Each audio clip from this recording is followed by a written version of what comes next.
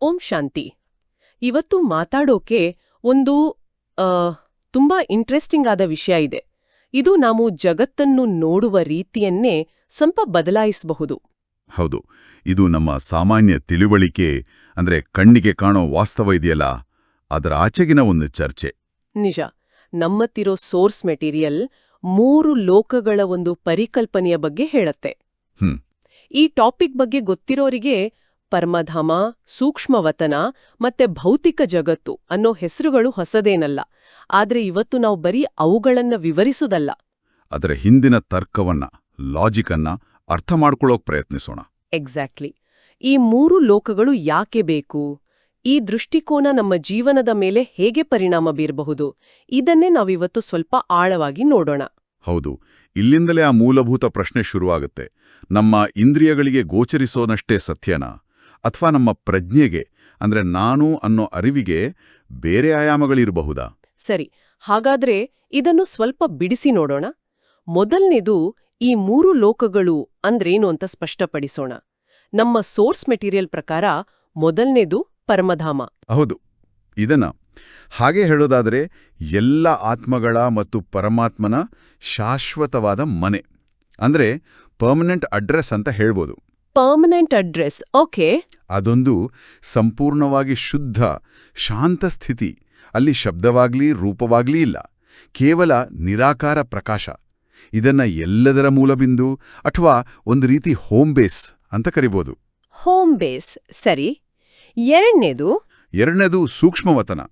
ಇದು ಮಧ್ಯದ ಲೋಕ. ಇದನ್ನ ನಮ್ಮ ಆಲೋಚನೆಗಳ, ಭಾವನೆಗಳ ಮತ್ತು ಆಳವಾದ ಸಂಸ್ಕಾರಗಳ ಒಂದು ವರ್ಕ್ಶಾಪ್ ಅಂತ ಹೇಳ್ಬೋದು. ವರ್ಕ್ಶಾಪ್, ಹೌದು. ನಾವೇನಾದ್ರೂ ಮಾಡೋ ಮೊದಲು ಅದರ ಬಗ್ಗೆ ಆಲೋಚನೆ ಮಾಡ್ತೀವಲ್ಲ, ಆ ಆಲೋಚನೆ, ಆ ಪ್ಲಾನ್, ಆ ಡಿಸೈನ್ ಅದೆಲ್ಲ ಆಕಾರ ಪಡೆಯೋದು ಈ ಸೂಕ್ಷ್ಮವತನದಲ್ಲಿ. ಇದು ಭೌತಿಕ ಜಗತ್ತು ಮತ್ತೆ ಪರಮಧಾಮದ ನಡುವಿನ ಒಂದು ಸೇತುವೆ ಇದ್ದ ಹಾಗೆ. ಅಂದ್ರೆ ನಮ್ಮ ಆಕ್ಷನ್ಗೆ ಬರೋ ಮುಂಚಿನ ಥಾಟ್ ಪ್ರಾಸೆಸ್ ನಡೆಯೋ ಜಾಗ. ನಿಖರವಾಗಿ. ಮತ್ತು 3ನೇದು, ನಮ್ಗೆಲ್ಲರಿಗೂ ಗೊತ್ತಿರೋ ಹಾಗೆ ಈ ಭೌತಿಕ ಜಗತ್ತು. ಹೌದು, ಇದನ್ನ ಕರ್ಮಕ್ಷೇತ್ರ ಅಥವಾ ರಂಗಸ್ಥಳ ಅಂದ್ರೆ ಸ್ಟೇಜ್ ಅಂತ ಹೇಳಲಾಗುತ್ತೆ. ಇಲ್ಲಿ ನಾವು ಶರೀರ ಧಾರಿಸಿ ನಮ್ಮ ಪಾತ್ರಗಳನ್ನು ನಿರ್ವಹಿಸ್ತೇವೆ. ಸಮಯ, ಸ್ಥಳದ ನಿಯಮಗಳಿಗೆ ಬದ್ಧರಾಗಿ ಕರ್ಮ ಮಾಡಿ ಅದರ ಫಲವನ್ನ ಅನುಭವಿಸ್ತೇವೆ. ಸೊ ಹೋಮ್ ಬೇಸ್, ವರ್ಕ್ಶಾಪ್ ಮತ್ತು ಸ್ಟೇಜ್. ಹೌದು. ಓಕೆ, ಈ ಹೋಲಿಕೆ ಅರ್ಥ ಮಾಡ್ಕೊಳ್ಳಕ್ಕೆ ಸುಲಭ ಆಗಿದೆ. ಆದ್ರೆ ಒಂದು ಪ್ರಶ್ನೆ ಬರುತ್ತೆ.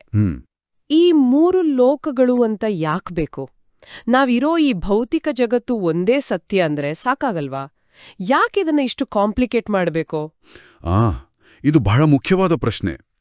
ಕೇವಲ ಭೌತಿಕ ಜಗತ್ತಷ್ಟೇ ಸತ್ಯ ಅಂತ ಒಪ್ಕೊಂಡ್ರೆ ನಮ್ಮ ಅನುಭವದ ಕೆಲವು ವಿಷಯಗಳನ್ನ ವಿವರಿಸೋಕ್ಕಾಗಲ್ಲ. ಉದಾಹರಣೆಗೆ ಪ್ರಜ್ಞೆ, ನಾನು ಅನ್ನೋ ಈ ಅರಿವು. ನಮ್ಮ ದೇಹ ಬದಲಾಗುತ್ತೆ, ಆದರೆ ನಾನು ಅನ್ನೋ ಫೀಲಿಂಗ್ ಸ್ಥಿರವಾಗಿರುತ್ತೆ. ಅಥವಾ ಇಂಟ್ಯೂಷನ್ ಅಂದ್ರೆ ಅಂತಹ ಪ್ರೇರಣೆ, ಇದ್ದಕ್ಕಿದ್ದಂತೆ ಒಂದು ಹೊಸ ಐಡಿಯಾ ಬರೋದು. ಅಥವಾ ಧ್ಯಾನದಲ್ಲಿ ಸಿಗೋ ಆಳವಾದ ಅನುಭವಗಳು. ಹೌದು, ಇವನ್ನೆಲ್ಲ ಕೇವಲ ಮೆದುಳಿನ ಕೆಮಿಕಲ್ ರಿಯಾಕ್ಷನ್ ಅಂತ ಹೇಳಿದ್ರೆ ಅದು ಪೂರ್ತಿ ಚಿತ್ರಣವನ್ನ ಕೊಡಲ್ಲ. ಸರಿ, ಹಾಗಾದ್ರೆ ಈ 3 ಲೋಕಗಳ ವ್ಯವಸ್ಥೆ ಅದಕ್ಕೆ ಒಂದು ಉತ್ತರ ಕೊಡುತ್ತಾ? ಹೌದು. ಇಲ್ಲಿ ಆಸಕ್ತಿದಾಯಕ ವಿಷಯವೆಂದ್ರೆ ನಮ್ಮ ಸೋರ್ಸ್ ಮೆಟೀರಿಯಲ್ನಲ್ಲಿರೋ ಈ ವ್ಯವಸ್ಥೆಯನ್ನ ಅರ್ಥ ಮಾಡ್ಕೊಳ್ಳೋಕೆ ಒಂದು ಆಧುನಿಕ ಕಂಪ್ಯೂಟರ್ ರೂಪಕವನ್ನ ಬಳಸಬಹುದು. ಕಂಪ್ಯೂಟರ್ ರೂಪಕ, ಓಕೆ. ಹೇಗೆ? ಭೌತಿಕ ಜಗತ್ತು ಅಂದ್ರೆ ನಮ್ಮ ಶರೀರ ಮತ್ತು ಪ್ರಪಂಚ, ಅದು ಕಂಪ್ಯೂಟರ್ನ ಹಾರ್ಡ್ವೇರ್ ಇದ್ದ ಹಾಗೆ. Hardware, okay. ಸೂಕ್ಷ್ಮವತನ ಅಂದ್ರೆ ನಮ್ಮ ಮನಸ್ಸು, ಆಲೋಚನೆಗಳು, ಅದು ಆಪರೇಟಿಂಗ್ ಸಿಸ್ಟಮ್ ಅಂದ್ರೆ OS ಇದ್ದ ಹಾಗೆ. OS, ಸರಿ. ಅದು ಹಾರ್ಡ್ವೇರ್ ಅನ್ನ ಹೇಗೆ ಬಳಸಬೇಕು ಅಂತ ನಿರ್ಧರಿಸುತ್ತೆ. ಆದ್ರೆ ಹಾರ್ಡ್ವೇರ್ ಮತ್ತು OS ಕೆಲಸ ಮಾಡೋಕೆ ಏನ್ ಬೇಕು? ಪವರ್ ಬೇಕು, ವಿದ್ಯುತ್. ಎಕ್ಸಾಕ್ಟ್ಲಿ. ಆ ಮೂಲ ಶಕ್ತಿ ಬರೋದು ಸೋರ್ಸ್ ಕೋಡ್ನಿಂದ. ಪರಮಧಾಮವೇ ಆ ಸೋರ್ಸ್ ಕೋಡ್. ಅಲ್ಲಿಂದಲೇ ಪ್ರಜ್ಞೆಯ ಶಕ್ತಿ ಬರೋದು. ಸೊ ಹಾರ್ಡ್ವೇರ್ ಇಲ್ಲದೆ ಸಾಫ್ಟ್ವೇರ್ ವ್ಯರ್ಥ, ಸಾಫ್ಟ್ವೇರ್ ಇಲ್ಲದೆ ಹಾರ್ಡ್ವೇರ್ ವ್ಯರ್ಥ. ಮತ್ತು ಪವರ್ ಇಲ್ಲದೆ ಎರಡೂ ವ್ಯರ್ಥ. ಹೌದು. ಹಾಗಾಗಿ ಅಸ್ತಿತ್ವವನ್ನ ಪೂರ್ಣವಾಗಿ ಅರ್ಥ ಮಾಡ್ಕೊಳ್ಳೋಕೆ ಈ 3 ಹಂತಗಳು ಬೇಕು ಅಂತ ಈ ಚೌಕಟ್ಟು ಹೇಳುತ್ತೆ. ವಾ, ಆ ಕಂಪ್ಯೂಟರ್ ರೂಪಕ ನಿಜವಾಗಿಯೂ ಇದನ್ನ ಸ್ಪಷ್ಟಪಡಿಸುತ್ತೆ. ಈ ಸೋರ್ಸ್ ಕೋಡ್ ಅನ್ನೋ ಐಡಿಯಾ ತುಂಬಾನೇ ಪವರ್ಫುಲ್. ಹಾಗಾದ್ರೆ ಈ ಪರಮಧಾಮದ ಬಗ್ಗೆ ನಮ್ಮ ಸೋರ್ಸ್ ಮಟೀರಿಯಲ್ ಇನ್ನೇನ್ ಹೇಳುತ್ತೆ? ಅದು ಕೇವಲ ಎನರ್ಜಿ ಸೋರ್ಸ್ ಅಲ್ಲ, ಅದು ಆತ್ಮದ ಮೂಲ ಸ್ಥಿತಿ. ಇದರ ಹಿಂದಿನ ತರ್ಕ ಪ್ರಜ್ಞೆಯ ಸ್ವಭಾವದ ಮೇಲೆಯೇ ನಿಂತಿದೆ. ನೋಡಿ, ನಮ್ಮ ಪ್ರಜ್ಞೆ ಅಂದ್ರೆ ನಾನು ಅನ್ನೋ ಅರಿವು ಶರೀರದಿಂದ ಸ್ವತಂತ್ರವಾಗಿರೋ ಥರ ಭಾಸವಾಗುತ್ತೆ ಅಲ್ವಾ? ಹೌದು, ಶರೀರಕ್ಕೆ ವಯಸ್ಸಾಗತ್ತೆ, ಆದ್ರೆ ನಾನು ಅನ್ನೋ ಭಾವನೆಗೆ ವಯಸ್ಸಾಗಲ್ಲ. ಅದೇ ಪಾಯಿಂಟ್. ಪ್ರಜ್ಞೆಯು ಕೇವಲ ಮೆದುಳಿನ ಒಂದು ರಾಸಾಯನಿಕ ಕ್ರಿಯೆಯಾಗಿದ್ರೆ ಶರೀರ ಮುಗಿದಾಗ ಅದು ಮುಗಿದು ಹೋಗ್ಬೇಕಿತ್ತು. ಆದರೆ ಅದು ಹಾಗಲ್ಲ. ಅದು ಶಾಶ್ವತ ಅನ್ನೋ ಒಂದು ಆಳವಾದ ಭಾವನೆ ನಮ್ಮಲ್ಲಿರುತ್ತೆ. ಅಂದ್ರೆ ಪ್ರಜ್ಞೆ ಶರೀರದಿಂದ ಸ್ವತಂತ್ರವಾಗಿದ್ರೆ ಅದು ಎಲ್ಲಿಂದ ಬಂತು? ಅದಕ್ಕೊಂದು ಜಾಗ ಇರ್ಬೇಕಲ್ವೇ? ನಿಖರವಾಗಿ. ಇಲ್ಲೇ ಪರಮಧಾಮದ ಪರಿಕಲ್ಪನೆ ತಾರ್ಕಿಕವಾಗಿ ಹೊಂದಿಕೊಳ್ಳುತ್ತೆ. ಪ್ರಜ್ಞೆಯು ಈ ಭೌತಿಕ ಪ್ರಪಂಚಕ್ಕೆ ಸೇರಿದ್ದಲ್ಲದಿದ್ರೆ ಅದಕ್ಕೊಂದು ಮೂಲ, ಒಂದು ಸ್ಥಿರವಾದ ಮನೆ ಇರಲೇಬೇಕು. ಅದೇ ಪರಮಧಾಮ. ಇದನ್ನ ಅರ್ಥ ಮಾಡ್ಕೊಳ್ಳೋಕ್ಕೆ ನಮ್ಮ ಮೂಲಗಳಲ್ಲಿ ಒಂದು ಆ ಪವರ್ ಪ್ಲಾಂಟ್ ಉದಾಹರಣೆ ಕೊಟ್ಟಿದ್ದಾರೆ ಅಲ್ವಾ? ನಾವು ಮನೆಯಲ್ಲಿ ಲೈಟು, ಫ್ಯಾನ್ ಎಲ್ಲ ಬಳಸ್ತೇವೆ. ಆದರೆ ಆ ಪವರ್ ಎಲ್ಲಿಂದ ಬರುತ್ತೆ ಅಂತ ನಾವು ಯೋಚಿಸಲ್ಲ. ಹೌದು, ಆ ಪವರ್ ಪ್ಲಾಂಟ್ ನಮ್ಗೆ ಕಾಣಿಸಲ್ಲ. ಆದ್ರೆ ಅದಿಲ್ಲದೆ ಏನೂ ನಡೆಯಲ್ಲ.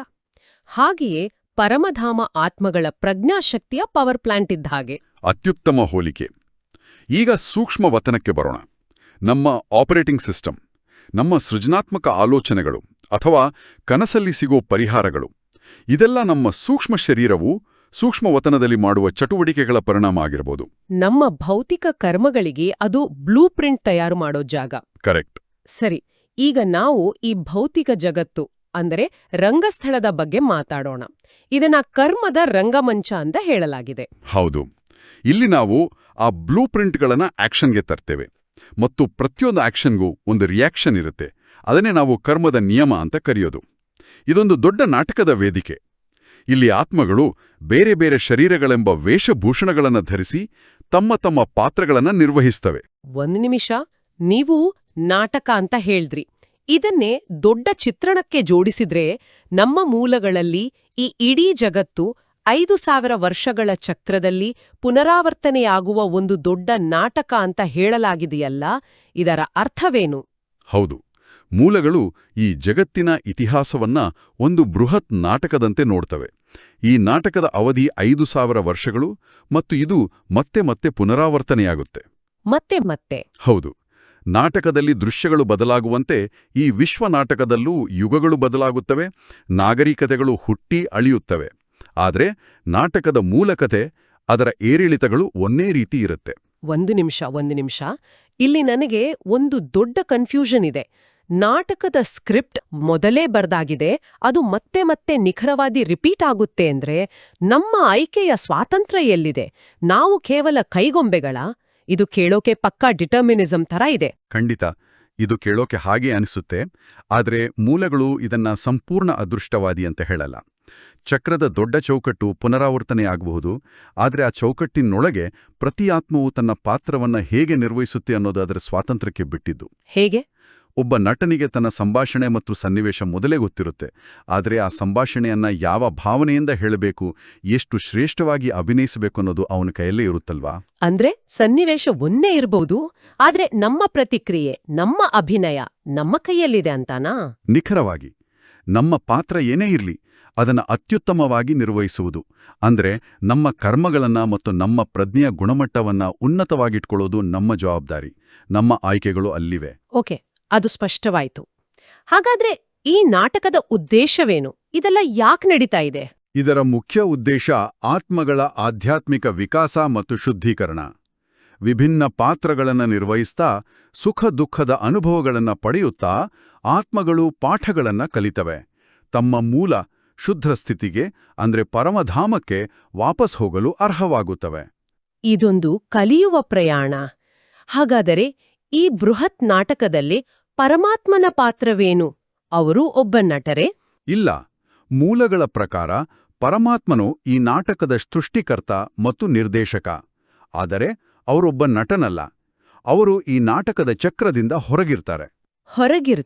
ಹೌದು. ಆದರೆ ಅವರು ಒಂದು ನಿರ್ದಿಷ್ಟ ಬಹಳ ಪ್ರಮುಖ ಸಮಯದಲ್ಲಿ ಮಧ್ಯಪ್ರವೇಶಿಸ್ತಾರೆ. ಯಾವಾಗ ನಾಟಕವು ತನ್ನ ಅತ್ಯಂತ ಕೆಳಮಟ್ಟಕ್ಕೆ ತಲುಪುತ್ತದೆಯೋ ಆಗ ಅವರು ಬರ್ತಾರೆ. ಆ ವಿಶೇಷ ಸಮಯವನ್ನೇ ಸಂಗಮ ಯುಗ ಅಂದ್ರೆ ಕಾನ್ಫ್ಲುಯೆನ್ಸ್ ಏಜ್ ಅಂತ ಕರೆಯೋದು, ಸರಿನಾ? ಹೌದು. ಮೂಲಗಳಲ್ಲಿ ಇದನ್ನು ವಿವರಿಸೋಕೆ ಒಂದು ಚೆನ್ನಾಗಿರೋ ರೂಪಕ ಬಳಸಿದ್ದಾರೆ. ಕಚೇರಿ ಸಮಯ ಅಂದ್ರೆ ಆಫೀಸ್ ಅವರ್ಸ್. ವಾ, ಆಫೀಸ್ ಅವರ್ಸ್ ಅಂತ ಹೇಳೋದು ಎಷ್ಟು ಚೆನ್ನಾಗಿದೆ. ಒಂದು ದೊಡ್ಡ ಕಾಸ್ಮಿಕ್ ಘಟನೆಯನ್ನ ಸಿಂಪಲ್ ಆಗಿ ಹೇಳ್ದಾಗೆ ಇದೆ. ಹೌದು. ಒಬ್ಬ ದೊಡ್ಡ ಅಧಿಕಾರಿಯನ್ನ ಭೇಟಿಯಾಗೋಕೆ ಒಂದು ನಿಶ್ಚಿತ ಸಮಯ ಇರುತ್ತಲ್ಲ, ಹಾಗೆ ಸಂಗಮ ಯುಗ ಅನ್ನೋದು ಪರಮಾತ್ಮನ ವಿಶೇಷ ಕಾರ್ಯದ ಸಮಯ. ಇದು ಹಳೆಯ ಚಕ್ರದ ಅಂತ್ಯ ಮತ್ತು ಹೊಸ ಚಕ್ರದ ಆರಂಭದ ನಡುವಿನ ಒಂದು ಸಣ್ಣ ಆದರೆ ಅತಿ ಮಹತ್ವದ ಸಂಧಿಕಾಲ. ಆದ್ರೆ ಒಂದು ಪ್ರಶ್ನೆ, ಪರಮಾತ್ಮನು ನಿರಾಕಾರ, ಜ್ಯೋತಿ ಸ್ವರೂಪ ಅಂತ ಹೇಳಲಾಗುತ್ತೆ. ಹಾಗಿದ್ರೆ ಅವರು ಈ ಭೌತಿಕ ಜಗತ್ತಿನಲ್ಲಿ ಹೇಗೆ ಕೆಲಸ ಮಾಡ್ತಾರೆ? ಅವರಿಗೆ ಮಾತಾಡೋಕೆ ಒಬ್ಬ ಮನುಷ್ಯ, ಒಂದು ಮಾಧ್ಯಮ ಯಾಕೆ ಬೇಕು? ಖಂಡಿತ, ಇದು ಸಹಜವಾದ ಪ್ರಶ್ನೆ. ನಿರಾಕಾರನಾದವನು ನೇರವಾಗಿ ಭೌತಿಕ ಇಂದ್ರಿಯಗಳಿಗೆ ಅನುಭವಕ್ಕೆ ಬರೋಕೆ ಸಾಧ್ಯವಿಲ್ಲ. ಹಾಗಾಗಿ ತಮ್ಮ ಜ್ಞಾನವನ್ನ ತಲುಪಿಸೋಕೆ ಅವರಿಗೆ ಒಂದು ಮಾನವ ಮಾಧ್ಯಮದ ಅವಶ್ಯಕತೆ ಇರುತ್ತೆ. ಇದನ್ನ ಅರ್ಥ ಮಾಡ್ಕೊಳ್ಳೋಕೆ ಒಬ್ಬ ಸಿಇಒ ನೇರವಾಗಿ ಫ್ಯಾಕ್ಟರಿಯಲ್ಲಿ ಕೆಲಸ ಮಾಡಲ್ಲ. ಅವರು ಮ್ಯಾನೇಜರ್ಗಳ ಮೂಲಕ ಸೂಚನೆಗಳೆಲ್ಲ ನೀಡುತ್ತಾರೆ. ಹೌದು. ಅಥವಾ ಮಹಾಭಾರತದಲ್ಲಿ ಕೃಷ್ಣನು ಅರ್ಜುನನ ರಥದ ಸಾರಥಿಯಾಗಿ ಮಾರ್ಗದರ್ಶನ ನೀಡ್ತಾನೆ. ಅವನು ಯುದ್ಧ ಮಾಡಲ್ಲ, ಆದರೆ ನಿರ್ದೇಶನ ನೀಡ್ತಾನೆ. ಅದೇ ರೀತಿ ಪರಮಾತ್ಮನು ತಾನು ಆಯ್ಕೆ ಮಾಡಿದ ಮಾಧ್ಯಮದ ಅಂದ್ರೆ ಬ್ರಹ್ಮರ ಶರೀರರೂಪಿ ರಥದ ಆಧಾರವನ್ನು ತೆಗೆದುಕೊಂಡು ಜ್ಞಾನವನ್ನು ನೀಡ್ತಾರೆ ಅಂತ ಮೂಲಗಳು ಹೇಳ್ತಾರೆ. ಸರಿ, ಈ ಎಲ್ಲಾ ಕಾನ್ಸೆಪ್ಟ್ಗಳು, 3 ಲೋಕಗಳು, ವಿಶ್ವ ನಾಟಕ ಇವೆಲ್ಲ ಕೇಳೋಕೆ ತುಂಬಾನೇ ಆಳವಾಗಿದೆ. ಆದ್ರೆ ನಮ್ಮ ದಿನನಿತ್ಯದ ಲೈಫ್ಗೆ ಇದರಿಂದ ಏನು ಉಪಯೋಗ? ಇದರಲ್ಲಿ 3 ಮುಖ್ಯವಾದ ಪ್ರಾಯೋಗಿಕ ಅಂಶಗಳಿವೆ. ಮೊದಲನೇದು ನಮ್ಮ ಗುರುತಿನ ಸರಿಯಾದ ತಿಳುವಳಿಕೆ. ನಾನು ಈ ಶರೀರವಲ್ಲ, ಈ ನಾಟಕದಲ್ಲಿ ಒಂದು ತಾತ್ಕಾಲಿಕ ಪಾತ್ರ ನಿರ್ವಹಿಸುತ್ತಿರುವ ಅವಿನಾಶಿ ಆತ್ಮ ಅನ್ನೋ ಅರಿವು ಬಂದಾಗ ಜೀವನದ ಏರಿಳಿತಗಳಲ್ಲಿ ನಾವು ಸ್ವಲ್ಪ ನಿರ್ಲಿಪ್ತರಾಗಿರಲು ಅಂದ್ರೆ ಡಿಟ್ಯಾಚ್ ಆಗಿರಲು ಸಹಾಯ ಆಗತ್ತೆ. ಇದು ಕೇವಲ ಡಿಟ್ಯಾಚ್ಮೆಂಟ್ ಬಗ್ಗೆನಾ ಅಥವಾ ಇದರಲ್ಲಿ ಜವಾಬ್ದಾರಿಯೂ ಇದೆಯಾ? ಖಂಡಿತವಾಗಿಯೂ ಜವಾಬ್ದಾರಿ ಇದೆ. ಅದೇ ಎರಡನೇ ಅಂಶ. ಇದೊಂದು ನಾಟಕ ಮತ್ತು ನಾವು ನಟರಾಗಿದ್ರೆ ನಮ್ಮ ಪಾತ್ರವನ್ನ ಅತ್ಯುತ್ತಮವಾಗಿ ನಿರ್ವಹಿಸುವುದು ನಮ್ಮ ಜವಾಬ್ದಾರಿ ಅಲ್ವಾ?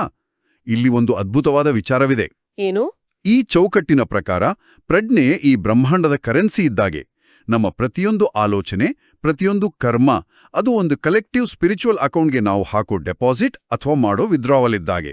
ವಾವ್, ಪ್ರಜ್ಞೆಯೇ ಕರೆನ್ಸಿ ಅನ್ನೋದು ತುಂಬಾ ಶಕ್ತಿಯುತವಾದ ಯೋಚನೆ. ಹಾಗಾದ್ರೆ 3ನೇ ಅಂಶ? ಮೂರನೆಯದ್ದು ಅಭ್ಯಾಸ. ಈ ತಿಳುವಳಿಕೆಯನ್ನ ಕೇವಲ ಬೌದ್ಧಿಕ ಮಟ್ಟದಲ್ಲಿ ಇಟ್ಕೊಳ್ಳದೆ ಅನುಭವಕ್ಕೆ ತರೋದು.